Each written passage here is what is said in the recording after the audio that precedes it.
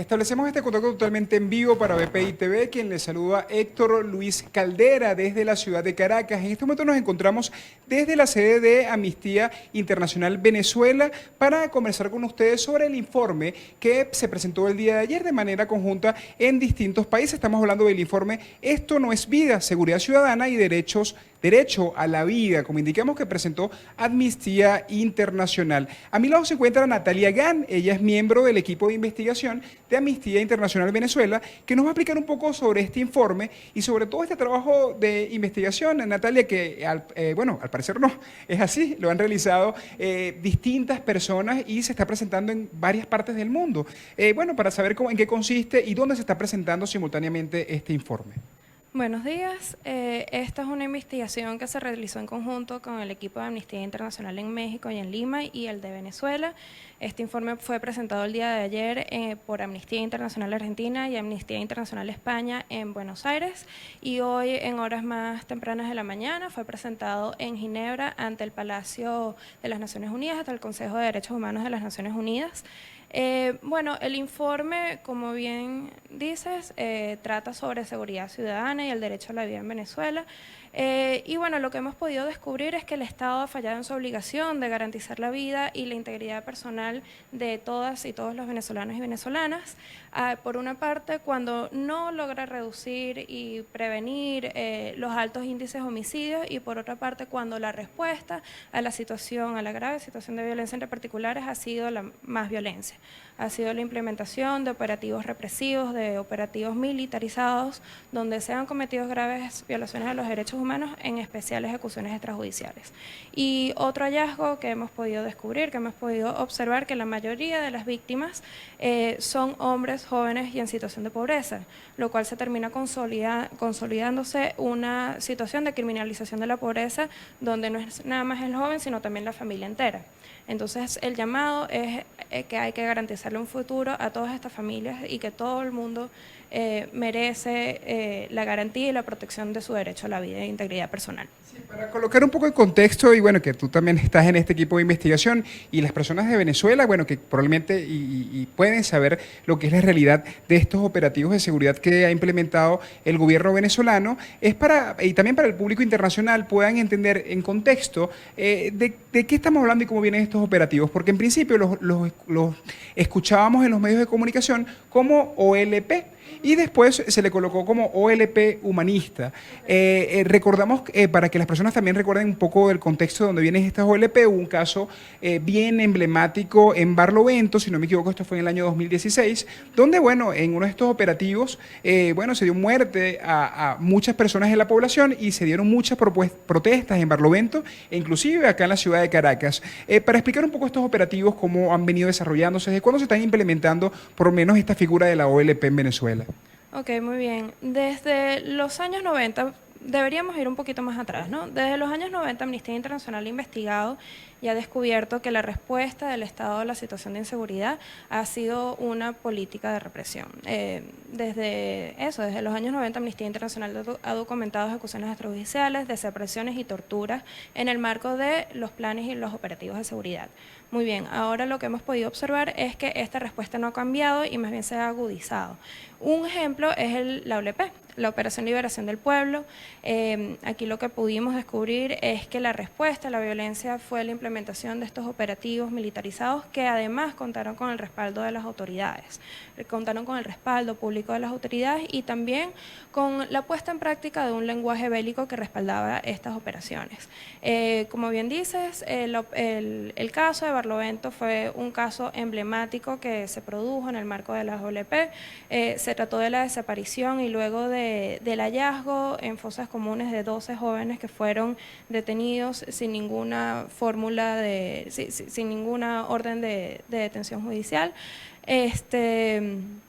Y luego, en el año 2017, la Operación Liberación del Pueblo, su nombre fue cambiado y se le agregó este término de operación humanista.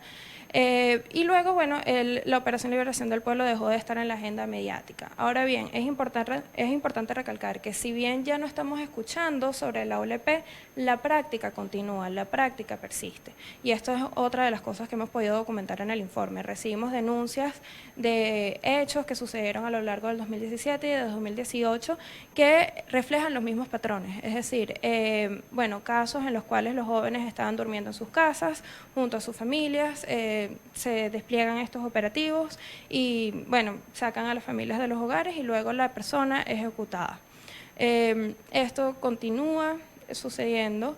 Entonces, lo importante aquí es pensar que no importa el nombre del operativo como tal, debemos fijar la mirada es en la práctica y la realidad es que esto sigue sucediendo. Uno de los últimos operativos que se vio, inclusive había duda de si se llamaba una OLP o OLP humanista, fue lo que ocurrió en el Fuerte Tiuna.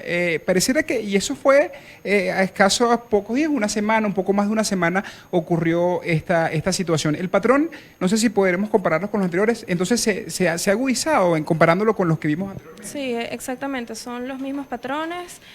Bueno, una de nuestras organizaciones aliadas, de hecho, ha dicho que bueno, que en 2012, en 2013 sí se veían estos casos, pero que ahora, hoy en día, bueno, son muchísimo más graves porque no se trata nada más de una persona, sino se tratan de 10 personas, se trata de masacres que se ocurren. Y aquí debemos poner el foco también en las víctimas. Es la persona que muere, pero también la persona que queda. Son familias enteras que han presenciado estos hechos, incluyendo niños pequeños, ya sean sobrinos, hijos, y debemos pensar también en la generación que queda y en las personas, en las madres, esposas, en los padres, que deben también, bueno, andar por todo este camino de obtención de justicia, que también es bastante tortuoso. No es nada más que mataron al familiar en el marco de alguno de estos operativos, sino también es el proceso que continúa, que es bastante, donde se presentan bastantes obstáculos. Yo quisiera también hablar porque entendemos que en Venezuela, para que también la población y el público internacional pueda entender, hay una opacidad con lo que son las cifras, cada vez que hay un informe de este tipo, de lo que son los informes que hace Amnistía o los informes que hace cualquier organización internacional, normalmente nosotros lo tomamos mucho en cuenta los periodistas venezolanos debido a los datos que pueden suministrar. ¿Qué datos nos pueden suministrar este informe? Y bueno, también, ¿cómo pudieron ustedes obtener este tipo de datos en caso que tenga el informe estos datos? Muy bien. Bueno, la situación normal en cualquier país es que las autoridades deben informar sobre los índices de homicidios. Lo que hemos podido observar en Venezuela es que desde 2005 el ente responsable de informar sobre la situación de criminalidad en Venezuela no había ofrecido cifras oficiales, siempre se han obtenido de forma oficiosa, por decirlo de alguna manera. En el año 2015 y 2016 el Ministerio ofreció la tasa de homicidios, la del 2016 fue de 70 de homicidios por cada 100.000 habitantes, es decir, la tasa de homicidios más alta, la tasa de homicidios oficial más alta de la historia, lo cual se traduce en 21.752 personas que perdieron la vida nada más en un año. Eso básicamente es la capacidad del estadio universitario de la UCB. No debemos, como dije anteriormente, no debemos nada más pensar en las personas que se van, sino también en las personas que se quedan. Si tomamos en cuenta que cada persona que muere deja a 3 o 4 familiares, estamos hablando de entre 60.000 y 80.000 personas que están sufriendo la violencia nada más en un solo año, ¿cierto? En el año 2017 el ministro rompió el silencio e informó sobre una tasa, pero lo que hemos podido ver en nuestras investigaciones es que esta tasa no es desagregada, fue presentada en una lámina de PowerPoint, no fue acompañada por un informe, entonces no podemos también ver la metodología. No obstante, bueno, la cifra que le ofreció fue de 62, lo cual es bastante alta también. La Organización Mundial de la Salud ha establecido que a partir de una tasa de homicidios de 10 homicidios por cada 100.000 habitantes, ya podemos hablar de una endemia, ya podemos hablar de una endemia de violencia. Entonces, imagínate los niveles de los que estamos hablando. Y bueno, organizaciones de la sociedad civil, cifras no oficiales, han colocado la tasa de muertes violentas en el índice 89. Está desagregado, o sea, por estados, en la capital es un poco más frecuente, en algunas zonas del país también, no sé si también lo podrán tener. Sí, hemos podido observar que la violencia se concentra en el eje norte costero del país, es decir, en las zonas urbanas, en las ciudades más urbanizadas del país. Bueno, debido a que aquí confluyen una serie de condiciones. Por una parte, aquí se concentra riqueza con exclusión, desigualdad social. También aquí, bueno, se desenvuelven ciertas actividades ilícitas como el tráfico de drogas. Y bueno, y esto junto a la respuesta ineficaz del Estado simplemente se ha seguido extrapolando. También hemos podido observar que ciertas zonas rurales están presentando altos índices de violencia, ya como el estado Bolívar y Amazonas, debido a bueno, las actividades ilícitas vinculadas a la minería. Creo que comentabas que sobre las edades, también para que nos puedas explicar un poco eso de las edades y cómo puede incidir, y que bueno, también la situación económica de estas personas que están siendo ejecutadas extrajudicialmente, para también saber la información acerca de edades y condiciones sociales. Muy bien, la violencia, bueno, es una situación que afecta a cada una de las personas en Venezuela. Nadie se salva de la violencia y todos podemos ser víctimas en cualquier momento, en cualquier lugar. Eso es lo cierto. Pero según las cifras que hemos podido observar, es que la mayoría de las víctimas, tanto de la violencia, de la inseguridad, como de la violencia por parte del Estado, son hombres jóvenes en situación de pobreza. Bueno, tenemos cifras que hablan de que la gran mayoría de las víctimas tenían entre 12 y 29 años de edad, inclusive hasta los 44 años de edad. Y lo mismo ocurre en el caso de las ejecuciones extrajudiciales. COFAVIC, que es una de las organizaciones locales que ha tratado el tema de ejecuciones extrajudiciales, ellos tienen un registro bastante amplio de ejecuciones extrajudiciales, han documentado 6.385 ejecuciones entre 2012 y 2017, y el perfil es el mismo, son hombres menores a los 25 años de edad provenientes de barriadas pobres. Entonces lo que podemos ver es que ser joven, hombre y pobre en Venezuela es una sentencia de muerte, o se muere a manos de la violencia en particulares, debido a la grave situación de inseguridad que el Estado no ha logrado atender debidamente, o mueren a manos de funcionarios del Estado. También quisiera saber si lo comparamos con otros países latinoamericanos o de la región o otros países del mundo, ¿cómo podemos comparar a Venezuela? Porque si estamos presentando este informe en varios países simultáneos, también está en Ginebra, es porque hay una situación grave en Venezuela en materia de violencia. Claro, bueno, en el año 2012 las Naciones Unidas sacó un informe de comparación de los índices de homicidios y criminalidad en todo el mundo. Este informe, bueno, estableció que mientras que la tasa de homicidios mundial era de 6, la de las Américas era de 16 y la de Venezuela era de 53.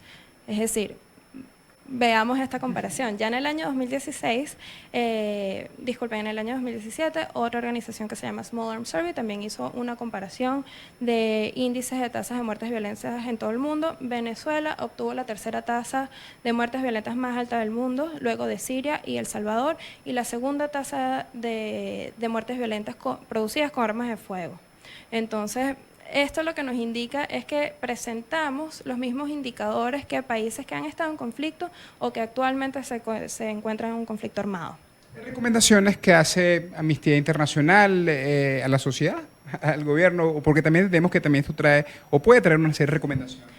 Bueno, una recomendación bastante precisa para el Estado es que por una parte desarticule el lenguaje bélico que avala o que respalda estos operativos militarizados donde se han producido graves violaciones de los derechos humanos, en especial ejecuciones extrajudiciales.